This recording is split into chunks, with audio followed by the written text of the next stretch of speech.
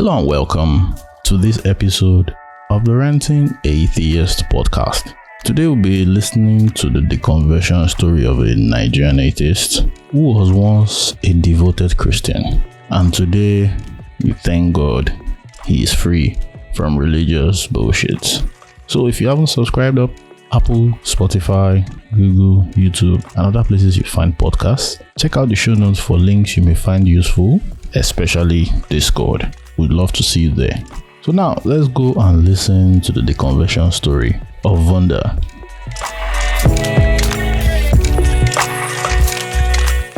Hello Vunda, and welcome to Story of an Atheist. How you doing now? I'm okay, thank you for having me. It's good to have you here. Thanks for coming to share your story with us.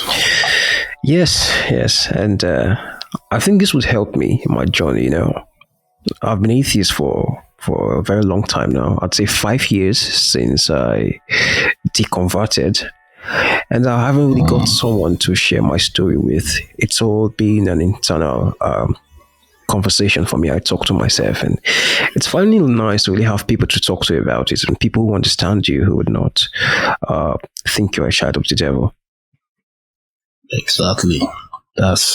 It's always a shocker. Nigerians are always still shocked, even though on Twitter now atheists are entering the conversation. Yeah. But what I'm noticing is they're also trying to redefine the meaning. So we have to always be on standby, like, Nigerian politicians are not atheists, please. Don't you fucking dare.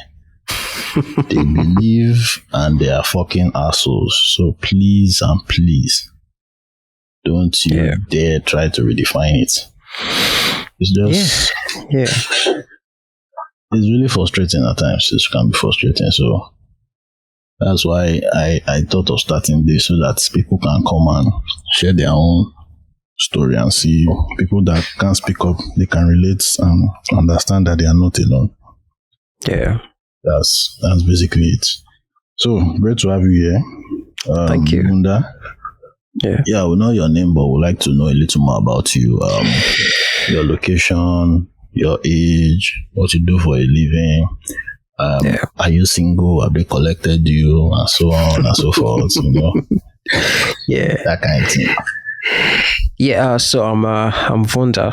It's actually short for Wunderkind, German. It's a German word. Yeah, so I live in Cyprus at the moment. I've been here for about 5 years. I should be leaving by the end of this year because I'm done schooling. I graduated this year. I hope I become a captain. Although I don't really see myself doing it, I started studying this because I wanted to stay in Cyprus legally, and the best way was to be a student. And I thought, what course can I study? And I just picked maritime captain and deck. And the school process here, it's so easy. I mean, you don't really need to do much or study much. It's easier than back home. And before I knew it, 4 years, I'm graduating, But how I survive, I'm a music producer. I make instrumentals and I make songs for people, and I get to survive with the little funds I have. So you have these non-royalty soundtracks, right? I have done that just once, and that was during the pandemic. And it's been really difficult to get things like that, get placement like that. I really was lucky, and I haven't gotten another thing like that since then. But people pay me to make songs for them, make instrumentals. And I used to rent my bedroom studio for about $50 a whole day. Nice. That's fucking... so that's what I do for a living. And at the moment I am single. Okay, so for some time now. All interested parties kindly apply with me. Thank you. Well, I hope you're not Christian, for your own good. Any Christian that's listening to this is the kind of Christian we like. Honestly, any Christian listening to this episode, any Christian under the sound of my voice right now is the kind of Christian we would like. So it's not the Christians we usually, those ones this is devil podcast. I beg. The ones that are listening, they are trying to understand what is going on the side of atheists, maybe for argument's sake or just curiosity. Yeah. Whatever reason. So yeah. So Vunda, Yes. when it comes to this religious spectrum, what do you identify as? Agnostic, atheist, irreligious, or you don't do labels?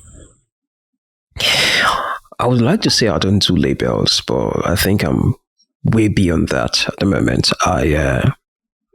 I'm atheist, and simply because anybody who lacks belief is an atheist. The reason why you lack belief doesn't matter anymore.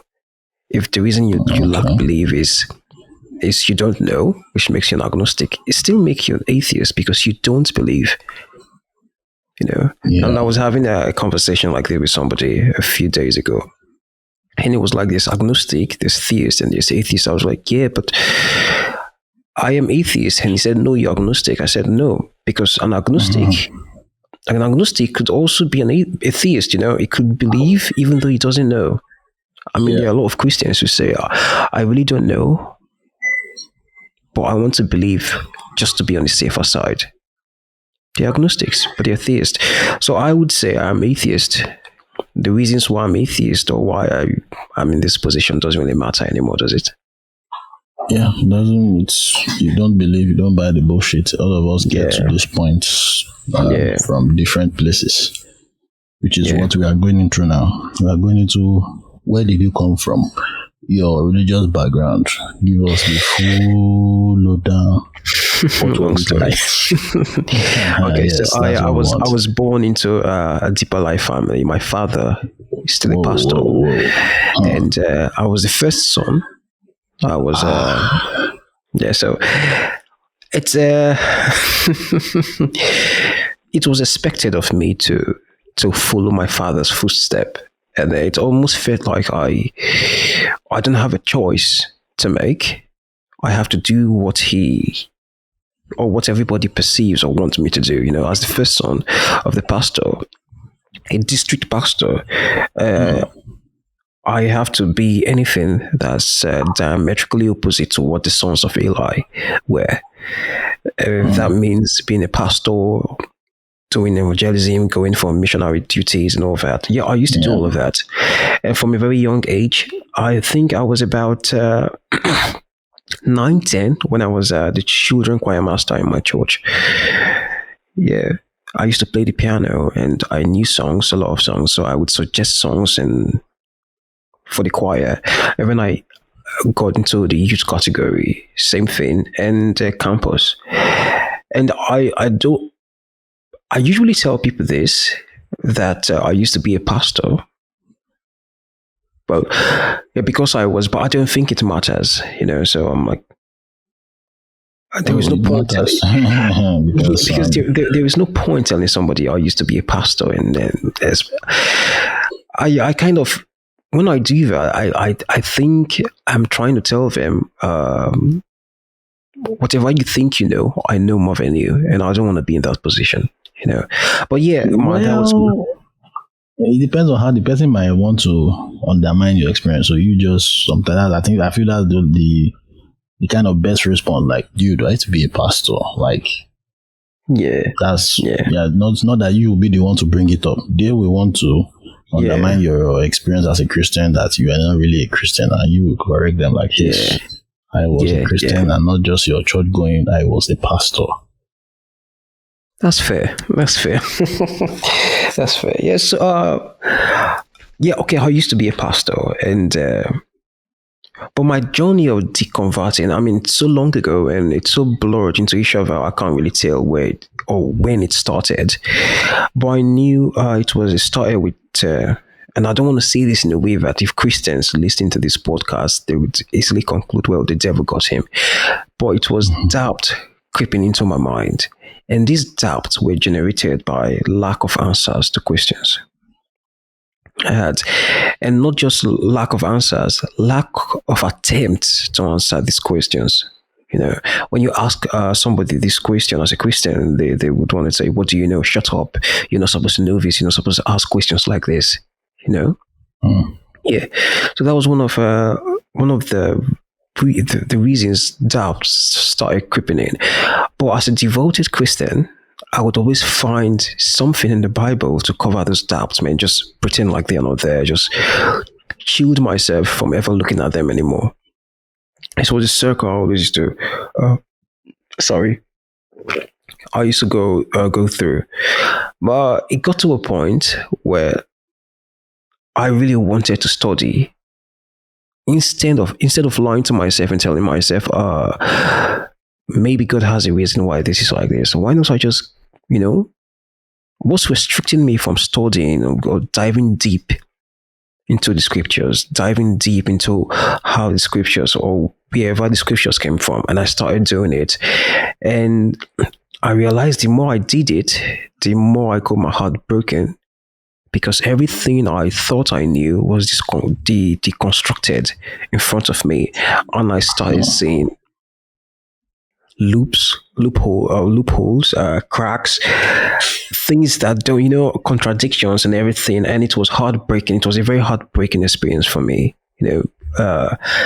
Being told that something you know all your life, something you believe, the life you're supposed to live, being told that, or finding out that this is not what you used to think it is. It's heartbreaking. It really was. And yes, so the journey started from each heartbreak to another heartbreak. And one of the things that broke my heart more, although I expected it, was the response I got from Christians. But it doesn't really matter. I want to tell this story in a way that if theists or people who do believe in God get to listen to this, they wouldn't say, the normal thing that we usually say, well, because of hate, because of the way people treated you, you turn your back from God. That's not the case. I was having doubts, and I started to study, and I realized that whatever it is I used to believe in, it's not what I think it is. It's something more. It's something less in any way. And I got pushback from the congregation. I expected them to, if I was a theist and then somebody who I hold to a certain standard starts his journey of disbelief or unbelief, I would also treat the person that way too. And I understood why they did that to me. But what hurt me more was when I saw the pains my parents went through when I told them I don't believe this anymore. I think that's the only thing that hurts me. Nothing else. And that was my journey. It's so long ago, I can't really tell how it started, but I know it started by a quest for knowledge, a quest for more, and taking out discarding my faith so I could understand why I really do believe this thing. If I can't see something, if I need faith to be able to recognize something or see the truth in something,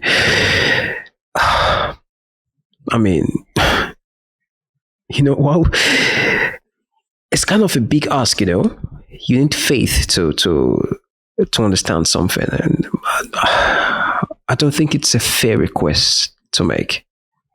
Yeah, I agree. Yeah, I sincerely agree. So that was my story. Yeah, this feels like the elevator pitch of the we want to expanded version. Okay. Like we need some stories in between of how your experience was like being a pastor and some things you saw that we that are outside we don't have idea what the hell is going on inside there. So those are some things we want to see where you came from, then the process, if you can still recollect, can kind of piece them together before getting to the other side. where the devil Okay. is. Yeah. So, as I mentioned, I used to be a pastor, and growing up, I came from that kind of family where you have a morning devotion every morning. My father was so strict about Christianity. There was this morning devotional guide we used to have, where my father would say, from the devotional guide, daily you would memorize the topic, the memory verse from the Bible, the verse scripture from the Bible, the your most interesting word and the meaning of the word in the whole passage, the line or the sentence that caught your attention, one of those things, and the challenge, the prayer, you have to memorize that before the morning when we do this, and if you don't, you get punishment for this. And I wouldn't say it was. I think it helped me in many ways. Helped my I don't know, skills to memorize things quickly. That was one of them. Plus, we used to the daily fasting for we used to fast like. We take a couple months off and fast daily, and sometimes we go like 3 days. I just wanted to share how intense or how devout we were as Christians, and the Bible, something we always study, whether you liked it or not. I think the first time I finished the Bible was out of I was a child, and many things I don't understand, and of course you need some sense of maturity to understand a few things or some passages in the Bible. And the first time I read the Bible, I think I was about 9 or 10. I was too young to understand a lot of things, but I did it anyway. And I was about 12 again when my parents had me study the Bible again. And I did when I was 14 and 16. That was 4 times. And the next time I studied the Bible was when I was transitioning from being a Christian to atheist. At that point, I had no idea I was transitioning. I thought I was just. I thought I was Going feeding. through a phase. Yes, when they say when the devil comes for you, did you hold the word of God dear to your heart? And so I was studying the Bible to shut down every doubt I had. And the last time I studied the Bible, I think I was over. I had crossed the bridge. I was already an atheist, but at this point, I still had the fear of God in me. I still thought maybe there's something out there. I don't know. I kind of believed in the universe. I used to tell myself there's something like spirituality. And this mumbo jumbo. I mean, one of these spiritual stories, something to comfort myself in. Something to confide in.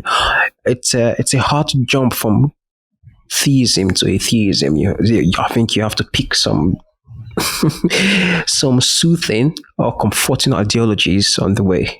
Crossing the bridge, you take them, and you get to a point, you discard it, you pick something else, and that was it.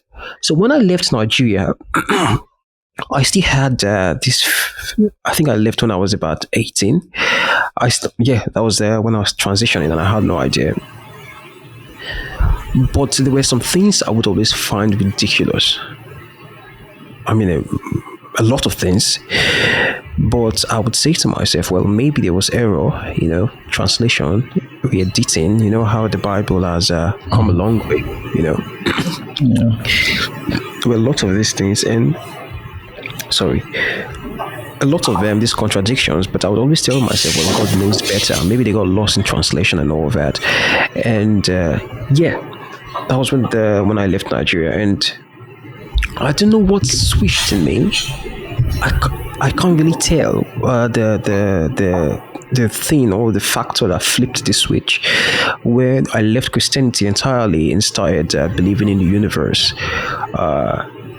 Law of attraction. You have a thought, and then you and I would connect it to faith. Yeah, manifest. And I'll connect it to faith, like the Bible says, the substance of things hoped for, the evidence of things not seen.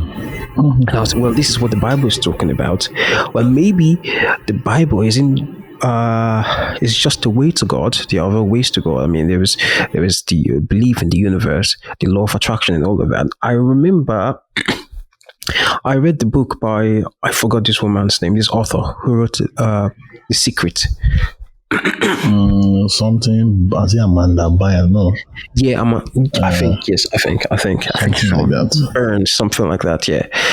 She was the author. I read her book, and it's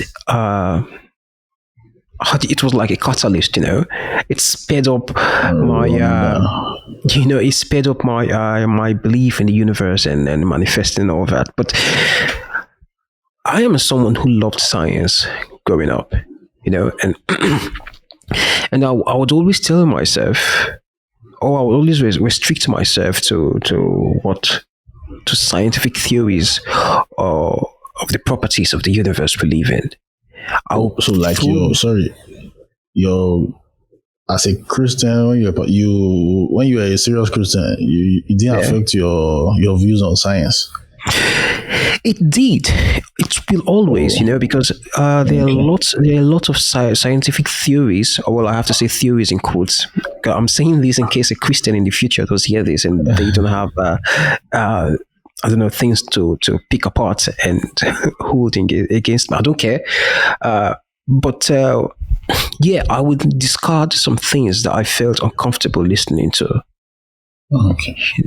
For example, like when how a solar system is born, how the sun is the first thing before you get to other planets and all that. But the Bible says in the beginning there was earth, and earth was with water, even though it was far away from the sun and there was no sun. So how did the ice melt? How was there water on earth when there was no sun, no heat of any kind?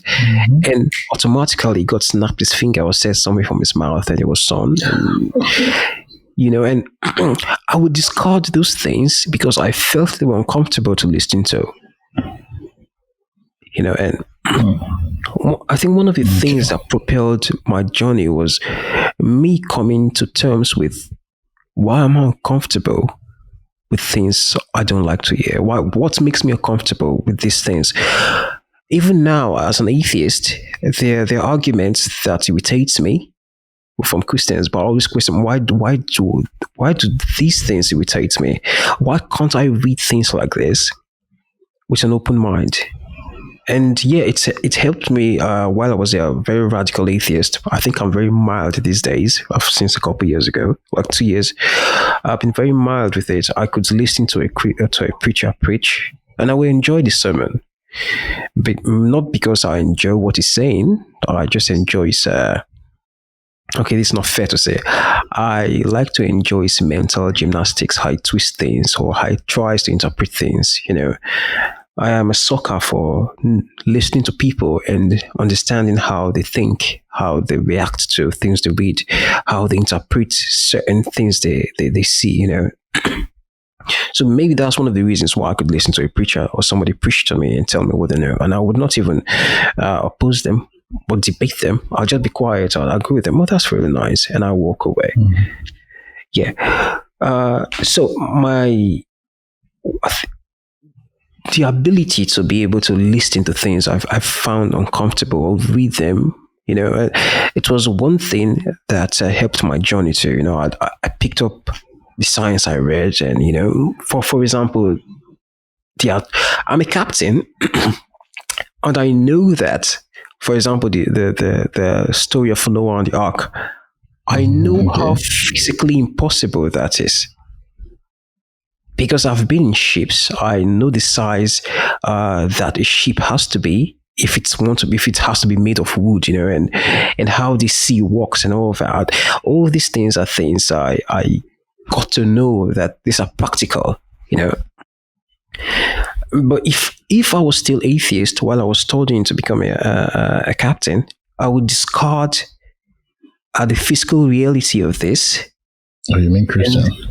No, the physical reality of how a ship has to walk on the ocean. I would discard it because my faith does say that a wooden boat was able to float on water without twisting or breaking apart for months.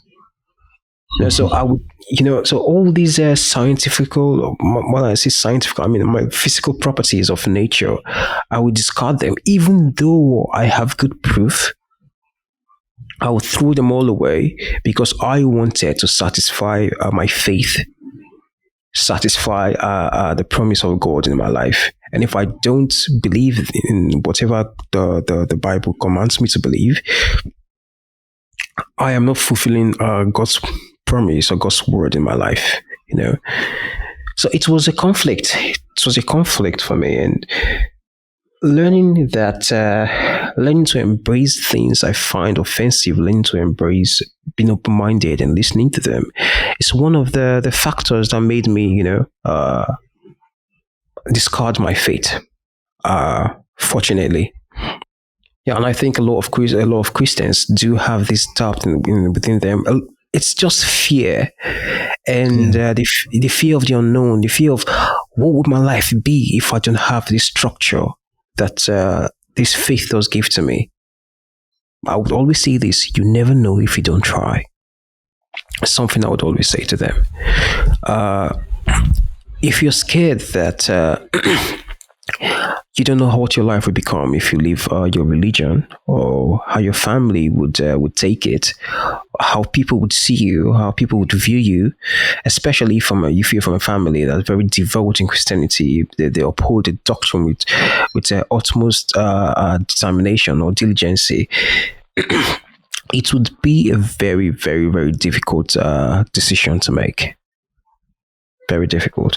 And I am saying that out of experience. I don't know how I managed to find the confidence to be able to tell my parents, I do not believe in this God anymore. That's what you told them? No, I told my mother, I am not Christian. I do not believe in this God anymore. And why? What's happening? What's going on? And then when I try to ask them questions. No. Before I came to terms with my position as an atheist, they didn't know I was struggling with the faith. And I asked them questions, and not only can they not answer me, they shame me for ever thinking of questions like that. And it's I understand why they have to do that, because they don't know, and it's difficult for Christians to admit we don't know. And when you put them in a position where they can't assume or give deductions of what is supposed to be, instead of saying I don't know, they shame you for letting the devil creep into your heart and put these questions in your heart.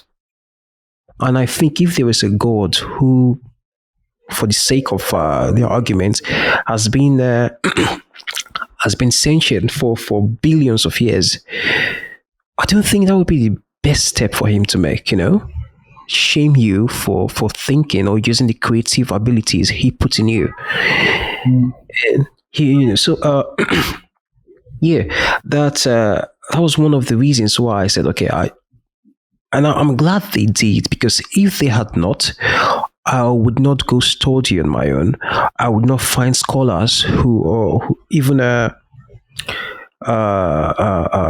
biblical scholars, theologians, and all of them. I would not find them, listening to them, and understand what I know today. I mean, there was a time where I could not. I hated Matt Dillahunty. I hated him. You came across him as a Christian at first? Yes, I came across, not as a Christian, as a struggling Christian. Okay. So I came across him as that. And there are some times when I would go on the atheist experience, and I used to listen to Christians who they're struggling like me too, but they still lean towards their faith. And they're coming because they really want answers. And I understand they get a bit defensive because they still lean towards the Christianity, towards the faith. They get a bit defensive when you say something that they think they can counter. And I used to hate Matt Dillahunty for being harsh with them. In my head, why don't you listen to them?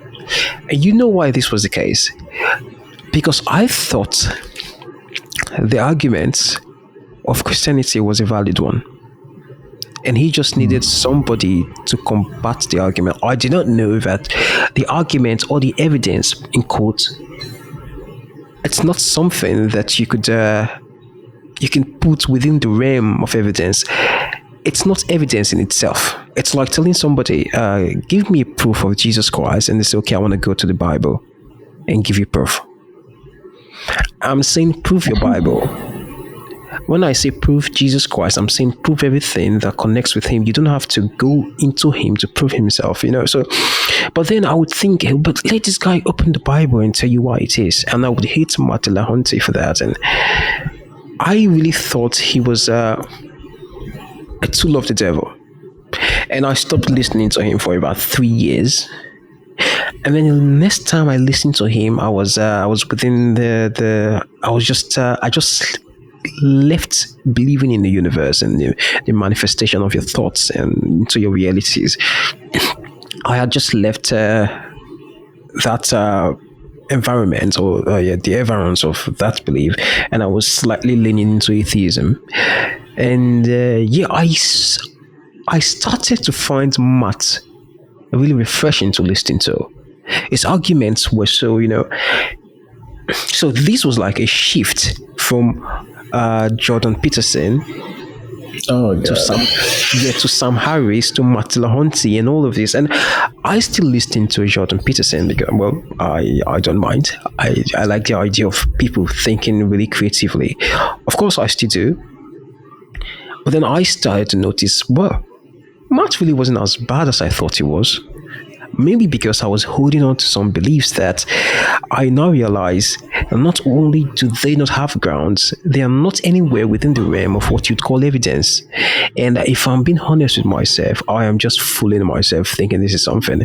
Because deep down, I know everything, every argument you make as a Christian from the Bible, not only is it not accurate, it's subject to your interpretation. And if you gave that same argument to another person to interpret it in different ways than you ever thought you would, so which is correct, which is right, and yeah, it's one of the factors that I mean, if you asked me questions about my journey, I could tell you, but when I think about it, they're all blurred into each other that it's hard to tell where or when or tell you the timeline of it. But I know it was a heartbreaking journey. I mean, it was heartbreaking, and not being able to tell anybody this thing going on, just quiet, dealing with it myself, having two personalities in my head. Well, I don't mean this in this schizophrenic way, so no theist comes and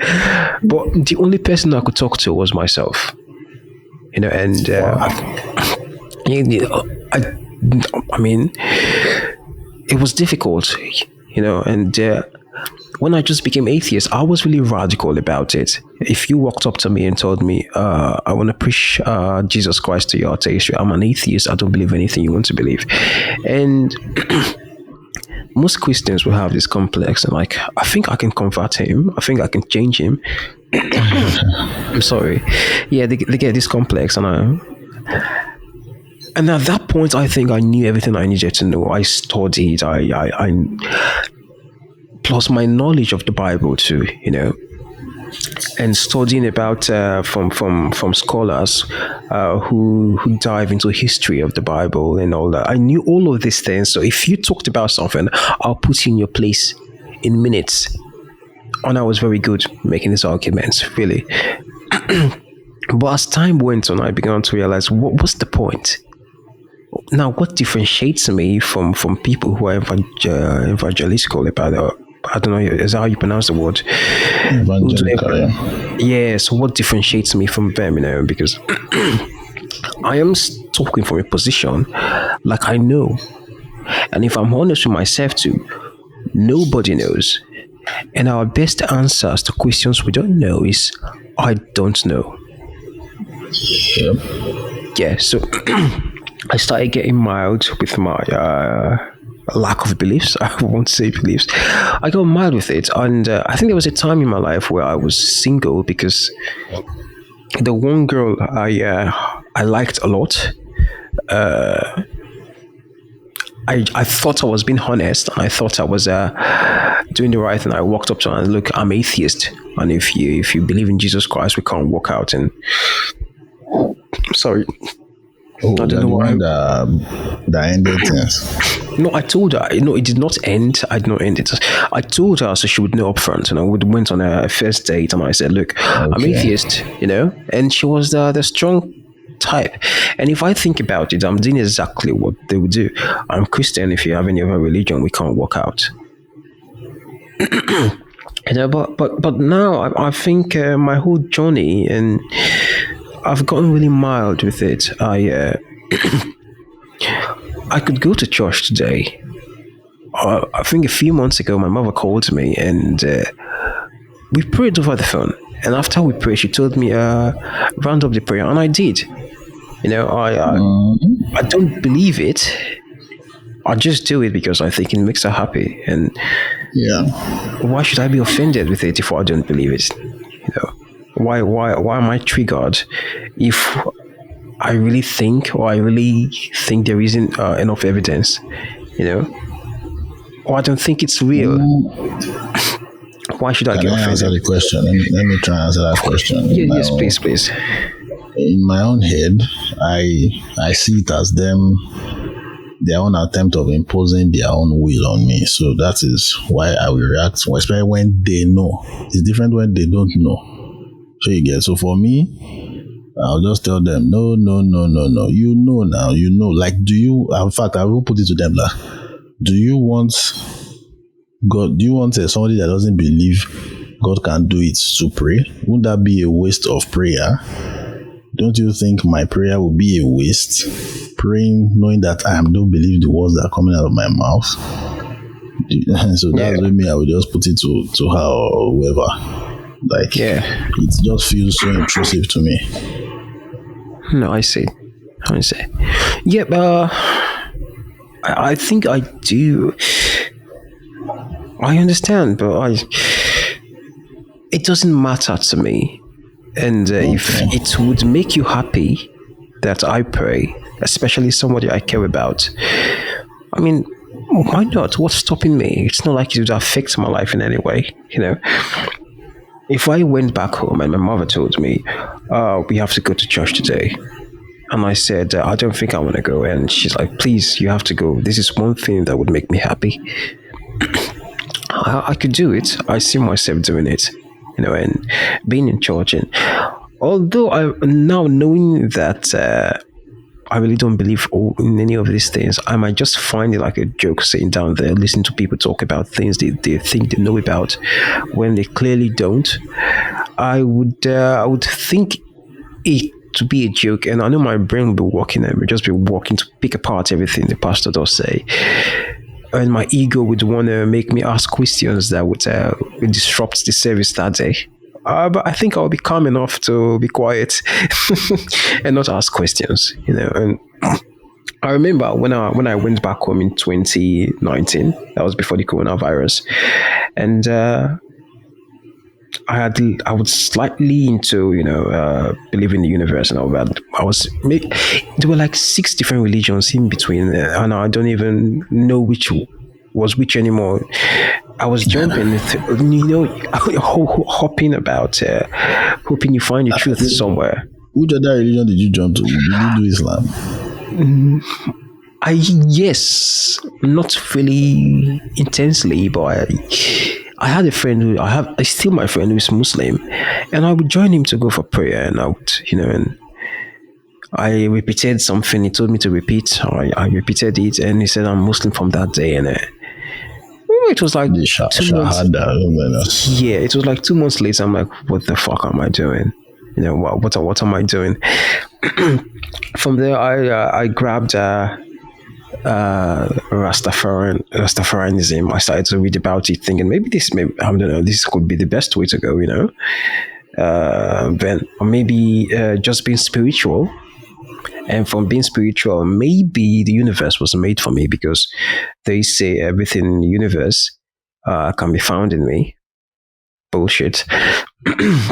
Yeah, and I think it was after that I jumped across the bridge finally. Yeah, so in 2019, I went to the service in church. Now, it's not as a pastor anymore. I looked like somebody the devil would use to tempt people. I wasn't looking like a Christian anymore. Yeah, and and I went to church. So we have this format on Sunday, prayer, and then Sunday school. And after Sunday school, there's question and answers. And after question and answers, there is summary of the Sunday school before a few activities, and then the main message. And so for Sunday school, they pair us into different classes. And I was in this class, and the preacher was preaching nonsense. Absolute nonsense. And I could not even, there was nothing I could gain. Or, I mean, if you listen to somebody ramble on and on, I mean, you could pick out something you find interesting. You know, I could not find one thing interesting at all in all of his incoherent rambles. Not one thing did I find, I don't know, within the realms of reasonable, you know. And after that, we're doing the summary, and I was new. My dad was the pastor there. I'm foreign, well, because I've been away for a long time, and I'm back in the church. And I never really had good relationship with my father after I stopped being a pastor, and my unbelief crept in. And so he felt like he could poke around, and he asked me a question and said, so what do you gain? And I said, I did not gain anything. And this was me being radical about my non-theism. Yeah, thank you. I was getting to my radical stage, and I looked at my father, and something just came into me and was like, do you know whatever you say right now could ruin I don't know, eligibility of your father's intelligence in front of everybody. I could pick apart whatever he wants to say to me, and he would sound dumb. I'm sorry for using the word. And not that not that the congregation would care, because they would think the devil is using me, but I would be able to make him silent and think. And you know, we know how they say, if you make God bleed, people would cease to fear him. And I just looked at him and said, no, I can't do this. What would I gain from doing this? So, and he asked me, so why did you not gain anything? And I told him, I said, I don't think it's my fault that I did not gain anything. As a matter of fact, if a teacher does teach and none of the students understand or gain anything from what the teacher does teach, why would you blame the student for that? I mean, I think it's fair that you have to talk to the teacher and say, look, I don't think you did a good job. And in fact, I did not gain anything. It's not 100% my fault. Maybe the teacher did a terrible job. I mean, if you ask most of the youths here, they would lie to you and tell you something they don't actually believe or even care about. They would just say it because they don't want to be embarrassed. But in all reality, I don't think any of us gained anything from the preaching on the Sunday school. And that was how I escaped my mental or my ego from putting a dent on my father's reputation that Sunday. Yeah, it would have been. And I don't think I would have forgiven myself now, even though it might have felt good at that point. No, I don't think I would have. And yeah, but I know he would. Still today, if he does have the chance to nail me, you know, for my beliefs, I think he would. But yeah, my story has been a long one, you know. Wait, did you just say if he had a chance to maim you? No, nail me to my beliefs and let everybody see me, like put me on blast. But I don't know if that's the right idiom to use. Yes, put me on blast. I think he would not hesitate to do it, you know. And yeah. You use you as an object lesson. How do they call that thing? Exactly. Lesson. So say, this is how you deal with these unbelievers. Watch me now. Yeah. Watch me. So free lesson. You go, they're not going to waste time. No, they won't. I don't think they will. Straight up. I think they will. Before I forget, during your research, how did you stop being afraid of hellfire? Because I know deeper life and hellfire are side by side. How did you stop being afraid?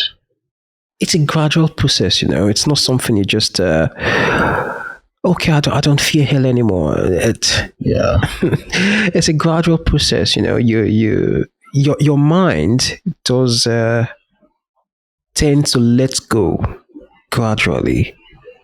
So when you lose all your beliefs, or when you lose your faith, all your beliefs don't go at once. That's why you start to find things that or religions, or I don't know, objects that are a bit relatable. Like you could pick up Islam because it's closer to Christianity, or Judaism, or from there you pick up Buddhism because it's closer to Islam, or you pick up something else, and then you start to gradually go down before you lose everything, and then you're like, oh, so this is what it feels like to not have a single belief. I think how I lost my fear for hell was when I embraced reality, nature. Where is heaven? Where is hell? Man? Like if you'd ask a Christian, where is heaven, or where is hell, and they'll tell you it's a metaphysical place, and and I am a fan of astronomy. I love to study about space and all that, and black holes, all the wonders, all the things we don't understand, Big Bang Theory, and I am a fan of reading and studying, researching, for all of that. And the more I start embracing all these things I knew before, and realizing that it's not belief, it's what you know. For example, we know it's a fact that the sun has to be present before there is earth. Not only because you need the sun to hit a planet, or the planet to be in a Goldilocks zone for it to receive the amount of heat for water to be able, to be in the planet. You also need the sun's gravity for the planet to be able to, to revolve around it. Galaxies and all that, and all of these things, the more you begin to study, you're like, well, apparently the people who wrote the Bible had no idea about what the universe is, or what nature is. And you start, what do they really know? How did they get this information about heaven or hell? And and then I began to study from the Old Testament God, the religions, or the belief in certain gods before the Christian God, Yahweh, before the New Testament, the whole way of that. And I started to realize that even in the Old Testament, I don't think they believed in the idea of hellfire. It's something we just picked up hundreds of years ago, or what's it, the Trinity and all that. So the more you study, the more you realize, well, I think one by one, you'd have to lose your faith, because the more you know, the more you realize this is bullshit. And apologies to any Christian who listens to this. But I beg you. I beg you. They should go and sit down, Joe. What are you apologizing for? If they are listening to this, you're on your way out. You just don't know it. Yeah. I remember there was this guy I was listening to on my transition journey. He was giving a speech at a certain event, and he was saying so his speech was in a very comical way. So he was talking about, I used to be Christian, and I did not even realize that it was stupid of me to pray on my meal and tell God to bless it before I eat it, instead of thinking of the farmers. And I am looking for that guy. I don't know if you know what I'm talking about. He's an atheist. I think he's American. I don't know him, but Yeah, but at the time I was listening to him give that speech, I was still on my way out, so I found it really offensive, and I did not listen to it for more than 10 seconds. But now I want to listen to it again. After about 4 or 5 years. Are you sure it wasn't British? I feel it's this guy. Ricky Gervais. Yeah. No, not Ricky Gervais. So, Not Ricky Gervais. yeah, He's American. okay. He had an American accent talking. Oh, okay. Oh. Yeah. I want to listen to what he was saying. An openly atheist. I think it was at an event, and he was talking at an event. Yeah, so I think most people there were atheists. So yeah, Ricky Gervais that I always hear funny stuff like that from. No, Ricky Gervais. Well, he's my favorite British comedian. Yeah. You just be like, so you're an atheist. What's stopping you from killing people? And you be like, yeah, nobody's stopping me. I've killed the number of people I want to kill. But that's the question I usually get all the time. Yeah. That's the question I usually get all the time. So what's stopping you from going out and murdering people and killing people? And the question that flows up is, if you need a God to know that killing somebody is wrong, I think you have a problem. Big one. If you need the idea of a God to tame you or to tame your urge, your desires to hurt people, kill people, you have a major problem. And as a matter of fact, I am in a more morally superior position than you are. Because I don't have a structure that tells me not to kill. I don't kill because I know it's not the right thing to do. So I don't think you're in position to question my morals or where I get my morals from. And it's a very annoying question, Why don't you go about killing people because you're atheist? Or because you don't believe in a God? But now, I'm not knocking off the idea that religion does give them a structure which they live in. But do you necessarily need a structure? You could live in quotes, a moral life without that structure. And most theists don't want to believe it. They say, well, you're living in a society where the moral structure has already been set by the religions that you so despise. And it's funny. It really is funny. It really is funny. It's really funny. It's really funny. Yeah, so to wrap up now. Okay. What did you say?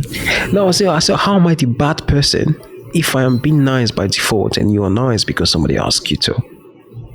Because madness has become a consensus. I mean, how they put it there. That's the problem. When we live in a place of insanity, you being a sane person will be considered mad. Say, interesting. Yeah, so to wrap up now, can you give any advice to anybody that is going through doubting, doubt similar to the doubt you went through? What advice would you give to yourself now that you're on the other side, that will ease the pain? I would say, I understand you. You're scared. You don't know what life would be for you if you embrace these doubts you have. It's heartbreaking. It's not an easy journey. It's not like people would say you're going on this journey because you're hurt. They don't know the journey is what's making you hurt. So I would say this to you. It's okay to be scared. It's okay. It's a big decision you're making. I mean, it's something you've been living your life by, but I can promise you it does get better. Don't hurt yourself because don't think you're going down you're taking the wrong path because you're questioning whatever beliefs or thoughts you have. It's okay to question them and you'll be fine. It takes time, but I promise you'll be fine. Nice. You will be fine.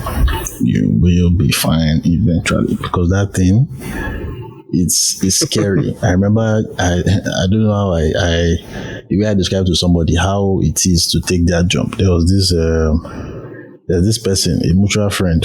She, when you ask her the question, she can say all the bullshit, but to take that plunge, and I understand that fear because the way I see it is like, I don't know if you have watched this Spider-Man into the Spider-Verse. That animation, that Spider-Man Miles Morales. Yeah, Miles Morales. I did not.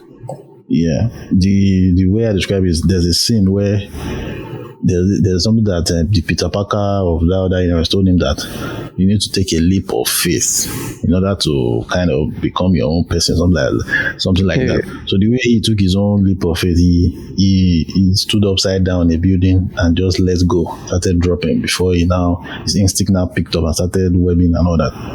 I said that process of letting go and falling down upside down, not knowing where you will land, whether you will splash or die, that is exactly what it is when taking that plunge from I used to believe so I don't believe.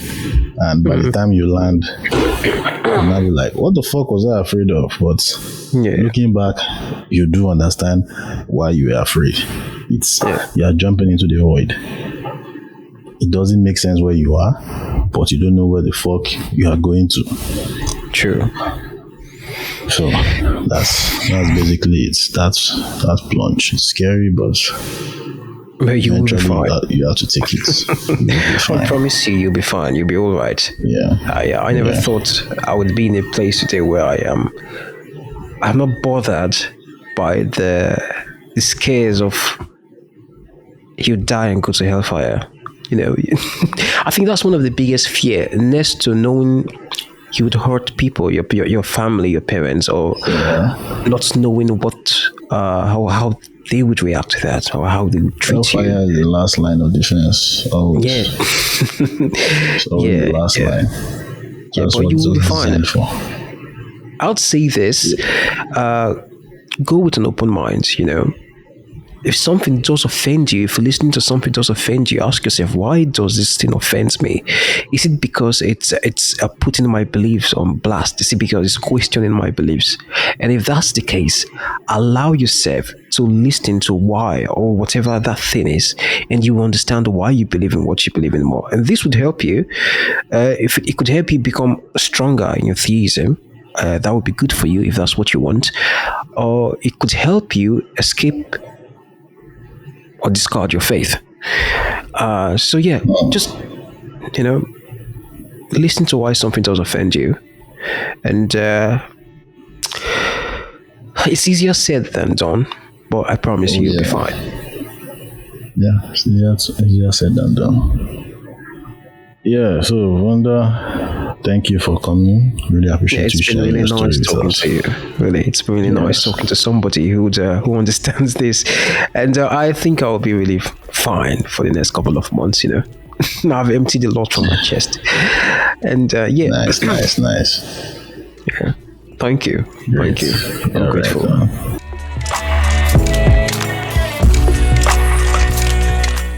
Thank you for listening to this episode.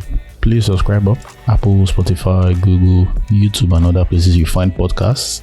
Check out the show notes for links you may find useful, especially our Discord server.